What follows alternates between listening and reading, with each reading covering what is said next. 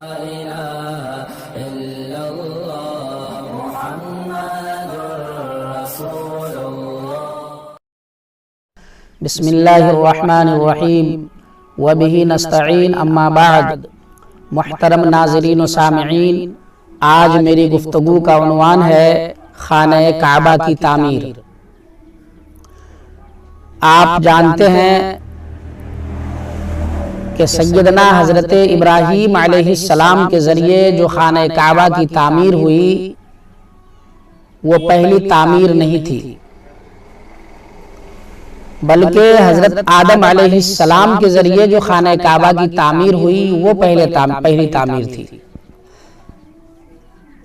अल्लाह रब्बुल इज़्ज़त ने जब हज़रत आदम अलैहिस्सलाम को इस रूए ज़मीन पे उतारा तो हज़रत आदम अलैहिस्सलाम बहुत परेशान हुए, इसलिए कि जब आप जन्नत में थे तो वहाँ फरिश्तों वाला माहौल था। हर तरफ फरिश्तों की तस्बीह और तहलील की आवाज़ें आती रहती थी। फरिश्तों वाला माहौल और अल्लाह के ज़िक्र और अज़कार इनकी सिमातों में टकराता रहता था। बैतुल मामूर को देखते थे जहाँ फरिश्ते तवाफ़ करते। तो जब ये इस रूए ज़मीन पे तशरीफ़ लाए तो वो सब कुछ इन्हें याद आ रहा था। ये सब याद करके खूब रोए जा रहे थे और दिल के अंदर ये एहसास हो रहा था कि काश वो चीज़ तो मुझे नहीं मिलेगी जो जन्नत में मिलती थी, जो बैतुल मामूर को देखते थे, अल्लाह रब्बुल इज़्ज़त का दीदार होता था। ये सब कुछ तो यहाँ नहीं मिलेगा, लेकिन एक इबादत गाह होती जिसमें हम इबादत करते, अल्लाह का घर होता। तो अल्लाह रब्बुल इज़्ज़त ने हज़रत जिब्राईल अलैहिस्सलाम के ज़रिए हज़रत आदम अलैहिस्सलाम को खाना काबा बनाने की निशानदही की कि आप यहाँ एक घर बनाइए, काबा बनाइए। और हज़रत जिब्राईल अलैहिस्सलाम या और भी फरिश्ते उसमें इनकी मदद फरमाई। एक रिवायत में ये भी आता है कि हज़रत अल्लाह रब्बुल इज़्ज़त ने सुर्ख याकूत का एक खीमा जन्नत से भेजा और वो रूए ज़मीन पे नस्ब करवाया जहाँ पे अभी खाना काबा है, और उसमें जन्नत से एक नूर लाकर लगाया ताकि जन्नत वाली रोशनी हो और हज़रत आदम अलैहिस्सलाम को दिल लगे। बहरहाल हज़रत आदम अलैहिस्सलाम ने भी गारा और मिट्टी से अल्लाह के हुक्म से खाना काबा बनाया। फरिश्ते उसमें इनकी मदद करते थे और ये काबा बनाते थे। गर्ज जब खाना काबा तैयार हुआ तो जन्नत से आया हुआ पत्थर, जिसे हजर अस्वद कहते हैं, जिस पे हज़रत आदम अलैहिस्सलाम जन्नत में बैठा करते थे, तो जन्नत से हजर अस्वद जिब्राईल अलैहिस्सलाम के ज़रिए इस रूए ज़मीन पे भेजा गया। हज़रत आदम अलैहिस्सलाम देखे तो उसको पहचान लिए कि ये तो पत्थर है, हजर अस्वद है, जिसको जन्नत में हम देखा करते थे और उस पे बैठते भी थे। ये पत्थर सफेद था, इसमें बहुत ज्यादा रोशनी थी। धीरे धीरे वो पत्थर सियाह होता गया, काला होता गया। बहरहाल जब हज़रत आदम अलैहिस्सलाम काबा बनाए तो उसमें ये पत्थर नस्ब कर दिए। फिर ये काबा में इबादत होती रही तवाफ करते रहे, फरिश्ते भी तवाफ करते थे, हजरत आदम अलैहिस्सलाम भी तवाफ करते थे। फिर इनकी औलादें हुई आदम अलैहिस्सलाम की, वो भी इबादत करते और तवाफ करते थे। ये काबा हजरत नूह अलैहिस्सलाम तक मौजूद रहा। जब तूफान नूह आया और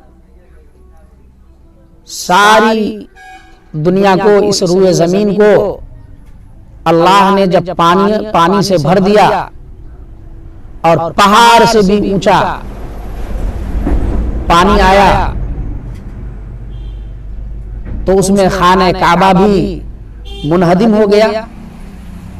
बाज़ रिवायतों में आता है कि अल्लाह ने उसे उठा लिया। तो बहरहाल वो मुनहदिम हुआ।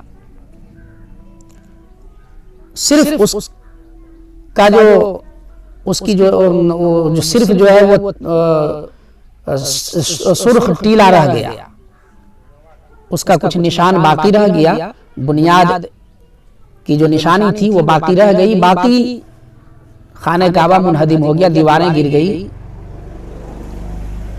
काबिल ज़िक्र बात यहाँ यह है कि जब तूफान नूह आया तो हजरत नूह अलैहिस्सलाम ने जो उससे पहले कश्ती तैयार करके रखे थे, अल्लाह का हुक्म हुआ कि इस कश्ती में मखलूक के हर जोड़े को लिया जाए और जो ईमान वाले हैं उनको लिया जाए। चुनांचे ऐसा ही हुआ और फिर तूफान नूह आया, कश्ती तैरने लगी। बहुत बड़ी कश्ती थी। तैरते तैरते जब उस मकाम पे वो कश्ती पहुंची जहां खाने काबा मौजूद था, जो मुनहदिम हो चुका था, जिसकी दीवारें गिर चुकी थी, जब वो बेजान कश्ती तैरते हुए उस पानी पे वहां गई तो खाने काबा का तवाफ किया, 7 चक्कर लगाई वो बेजान कश्ती। जी, 7 चक्कर लगाई खाने काबा के गिर्द में। बहरहाल जब तूफान नूह खत्म हुआ तो टीला बाकी था। लोग वहां जाया करते थे मिन्नतें मांगने या दुआएं करने के लिए। लेकिन जब हजरत इब्राहीम अलैहिस्सलाम सैयदना हजरत इस्माइल अलैहिस्सलाम को वादी मक्का में छोड़कर चले गए थे, बयाबान जंगल में, तो गाहे गाहे आया करते थे।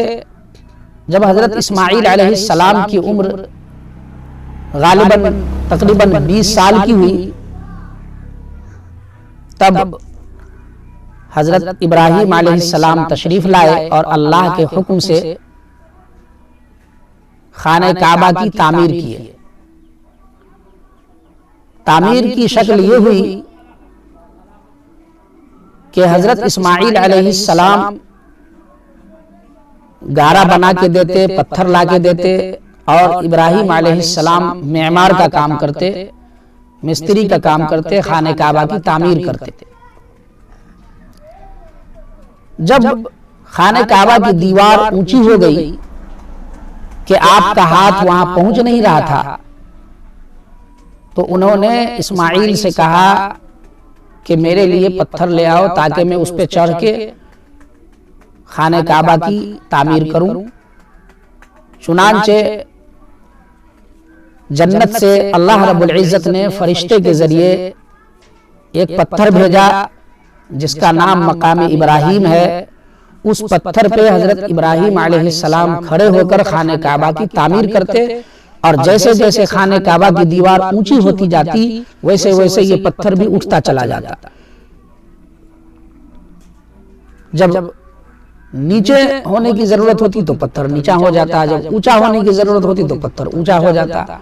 गर्ज चारों तरफ इसी पत्थर से आपने काम लिया और इसी पे चढ़ के आपने तामीर की। तामीर मुकम्मल हुई। उसके बाद हजर अस्वद भी जन्नत से अल्लाह रब्बुल इज्जत ने भेजा फरिश्ते के जरिए। उस पत्थर को खाने काबा की दीवार में नस्ब किया गया।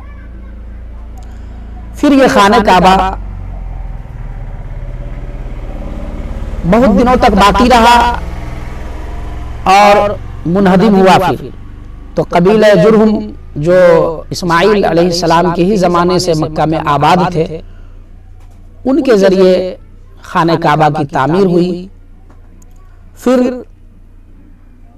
वो भी बहुत दिनों तक बाकी रहा और मक्का में एक मरतबा सैलाब आया जब हुज़ूर पाक सल्लल्लाहु अलैहि वसल्लम की उम्र तकरीबन 25 साल थी। उस वक्त भी खाने काबा की दीवारें गिर गई थी। तो शुरफाए मक्का ने मशवरा किया कि खाने काबा को बनाया जाए और इसमें हलाल पैसे लगाए जाए। तो ऐसा ही किया गया, खाने काबा को बनाने के लिए सोचा और बनाना शुरू किया, लेकिन रकम की कमी हो गई, जिसकी वजह से कुछ जगह को छोड़ना पड़ा जो अभी मकाम हतीम कहलाता है। उतनी जगह छोड़नी पड़ी, वो इसलिए कि रकम की किल्लत थी और उतनी जगह छोड़कर खाने काबा बनाई गई।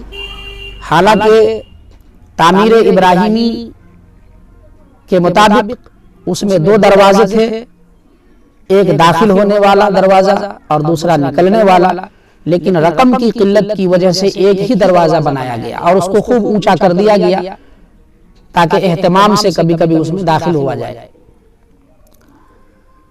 इसी तरह खाने काबा रहा। जब मक्का फतह हुआ तो हुजूर पाक सल्लल्लाहु अलैहि वसल्लम ने हजरत आयशा सिद्दीक़ा रज़ी अल्लाह ताला अन्हा से फरमाया कि ए आयशा, ये जो मकाम हतीम है ये भी खाने काबा का ही हिस्सा है। तुम्हारी कौम के लोग, तुम्हारी कौम यानी हजरत आयशा की भी कौम और हुजूर की भी कौम थी वो लोग, उनके खानदान भी थे, लेकिन ये मोहब्बत भरा जुमला है। मोहब्बत से आपने फरमाया कि आयशा तेरी कौम इस काबा की जब तामीर की तो रकम की किल्लत की वजह से इतनी जगह को छोड़ दिए थे वो लोग। अब मैं चाहता हूं कि इसको नए सिरे से तामीर करूं तामीर इब्राहिमी के मुताबिक, लेकिन डर है कि ये लोग अभी अभी मुसलमान हुए हैं, नौ मुस्लिम हैं, कहीं इनके दिल के अंदर जुम्बिश पैदा हो, ये ख्याल पैदा हो और ये बगावत पे न उतर जाए या इनके दिल में कुछ मलाल ना आ जाए, तो इसलिए मैं ये इरादा को बदल दिया। बहरहाल फिर हजरत माविया रज़ी अल्लाह ताला अन्हु के इंतकाल के बाद हजरत अब्दुल्लाह इब्न ज़ुबैर रज़ी अल्लाह ताला अन्हु की हुकूमत हुई, मक्कतुल मुकर्रमा या हिजाज पे हुकूमत हुई। तो उन्होंने खाना काबा को फिर से उसकी तामीर की, तामीर इब्राहिमी के मुताबिक। चूंकि हजरत आयशा से जो रिवायत आई थी आपके पास, तो आयशा चूंकि आपकी खाला थी, तो उस रिवायत के मुताबिक आपने खाने काबा की तामीर फिर से की, तामीर इब्राहिमी के मुताबिक 2 दरवाजे दिए और खाने मकाम हतीम को उसमें शामिल किया।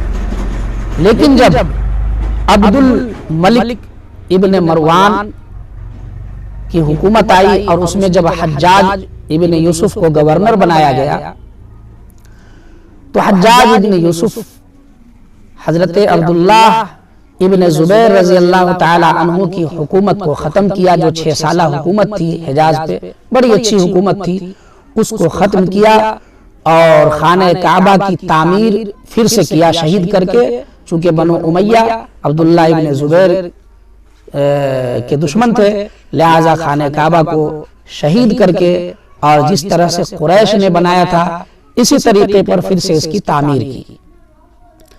इसके अलावा भी कई मरतबा उसकी तामीर हुई। तो इस तरह से खाने काबा बना और इबादत उसमें होती रही। फिर हजरत फिर जो है ये हारून रशीद बादशाह जो आए तो फिर इनका ख्याल हुआ कि खाने काबा को फिर से तामीर की जाए, तामीर इब्राहिमी के मुताबिक, जैसे अब्दुल्लाह इब्ने जुबैर ने किया था। लेकिन उस वक्त के उलमा ने उनको मना किया कि नहीं, अब ऐसा न किया जाए, बार बार खाने काबा को शहीद करना फिर उसको बनाना, इसकी अजमत में कमी आएगी। लिहाजा उलमा ने उनको रोका। तो आज तक उसी तरीके पे खाने काबा मौजूद है जिसके तवाफ हम लोग करते हैं, और ये मक्कतुल मुकर्रमा में मौजूद है। और ठीक बैतुल मामूर के सिद्ध में, बैतुल मामूर आसमान, सातों आसमान के ऊपर अर्श से नीचे है, जो फरिश्तों की मस्जिद है, और वहां फरिश्ते तवाफ करते हैं। ठीक उसी के सिद्ध में नीचे जमीन पे खाने काबा है, दुनिया के बीचों बीच, जहां इंसान भी तवाफ करते हैं, फरिश्ते भी तवाफ करते हैं। अल्लाह ताला हम लोगों को खाने काबा की ज़ियारत करने और उसके तवाफ करने की तौफीक अता फरमाए। आमीन।